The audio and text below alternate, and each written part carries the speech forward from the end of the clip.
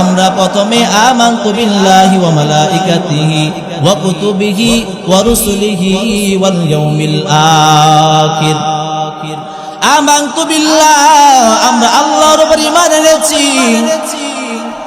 এরপরে আমরা ফেরেশতাগণের উপর ঈমান এনেছি। আমরা ফেরেশতাগণকেও দেখি নাই, আমরা আল্লাহকেও দেখি নাই।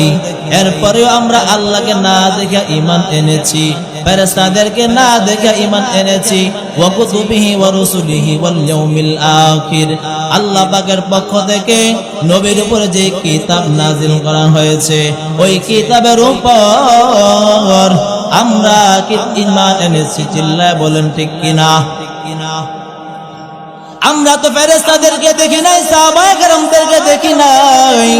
এরপরেও আমরা সাহাবায়ে কেরামদের উপর ঈমান এনেছি, সাহাবায়ে কেরামদের প্রতিটা কথা বিশ্বাস করেছি, রাসূলের প্রতিটা কথা বিশ্বাস করেছি। আল্লাহ নবী সাল্লাল্লাহু আলাইহি ওয়াসাল্লামের উপর যে কিতাব নাজিল করা হয়েছে ওই কিতাবের উপরও আমরা বিশ্বাস স্থাপন করেছি। আমাদের ঈমান আর সাহাবায়ে কেরামদের ঈমান কেমন ছিল? একজন রাখালের ঘটনা যদি আমি আপনাদের সামনে বলি অবশ্যই আপনারা বুঝতে পারবেন আমাদের ঈমান কেমন, সাহাবায়ে কেরামদের যুগে যে সকল লোকেরা ছিল তাদের ঈমান কেমন। একবার হযরত ওমর রাদিয়াল্লাহু তাআলা মরুভূমির যাত্রার বিরতি দেন।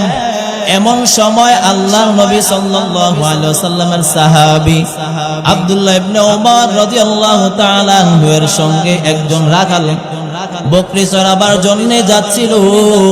হঠাৎ করে আব্দুল্লাহ ইবনে ওমর রাদিয়াল্লাহু তাআলা ডাক দিয়ে বসলেন, হে যুবক দাঁড়াও, তুমি আমাদের সঙ্গে বসো, আমাদের সঙ্গে নাস্তা করে যাও।